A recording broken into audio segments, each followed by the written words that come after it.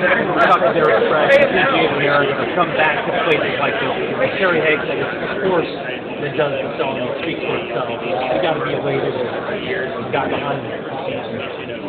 Absolutely. I love it. I enjoy it. We all have a great time at the event.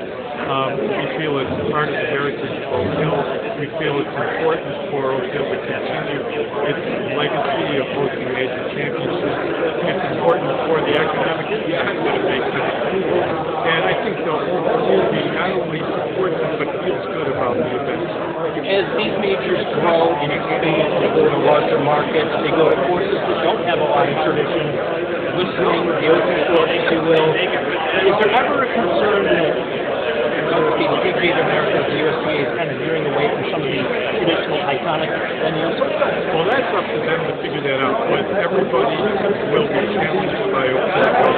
First Terry Haig say, this is a golf course that has always borne the test of time, has been fantastic over the years, and continues to be a great test of time.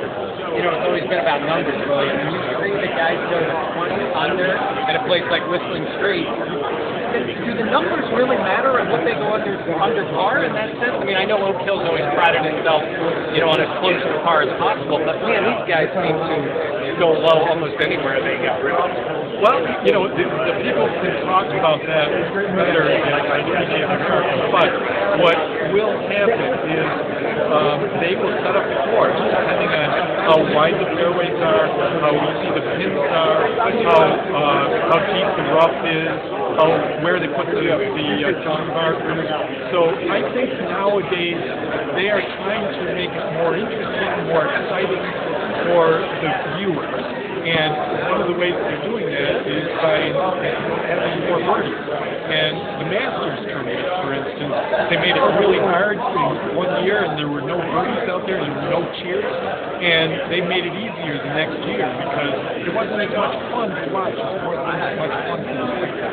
So I think that they're coming back to the reality that you gotta have it fun for everybody, especially the viewers, and that they're the ones that pay the bills and make the tour what it is. So I think that they're making it a little bit easier on the golfers. What's it say for the community? I mean, they like bringing this championship to places that get excited to see the championship. There's no better community to support major championship golf than this one right here. It says a lot about Rochester, doesn't it? Absolutely. We have had fantastic support over the years. In 2013, we had over 100 local companies support the event. We had 225,000 spectators. We had 3,700 volunteers. We contributed $104 million in economic impact to the community. That is a big deal for the community, and we're proud to be a part of it. It has become a youth movement. Have you thought about within 7 years from now, I know the McElroys, they are going to be veterans at that time. Have you taken the time to think about that by the time they get here? Yeah, Derek mentioned that the trio now, the top three, are all going to be in their 30s, their prime years for playing in 23.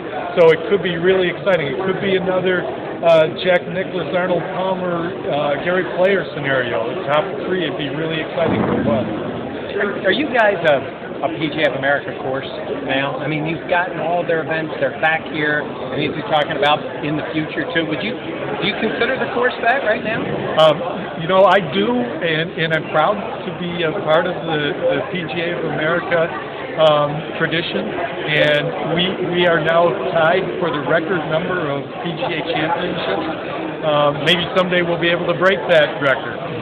So we really enjoy being part of the PGA of America tradition, and they're a great organization to be associated with. Well, no one knows the LPGA in that way better than you would in terms of a major here in Rochester. So the talk of it, and I know there's nothing done, but obviously in that sense, the club would welcome that if they can work that out, correct? We will certainly consider that as an option in the future. There's nothing in the plans currently, but if for whatever reason there is an opportunity in the future, we will consider. I was hoping the golf board made it accepted in 2024 and awarded the Ryder Cup back here, because again, that's another 100th anniversary of Walter Hagen. And of course, not for him, and being the rebel that he was. You know, PGA, he started the success of the PGA, so it would have been nice for them, you know, to break the rules and bring the Ryder Cup back to Odo. Think that might happen someday? We would love to have the Ryder Cup back, but a statistic that you should know about is that there's never been a course that has hosted 2 Ryder Cups in America. And so, and the PGA of America has not shown any plans for changing that tradition in the future. In 2024, it's going to be a best played flat in New York State. But again, it would have been another 100th anniversary, and with his being the rebel that he was, it would have been fitting, break the rules and bring it back here. Oh, that would have been wonderful. Yeah.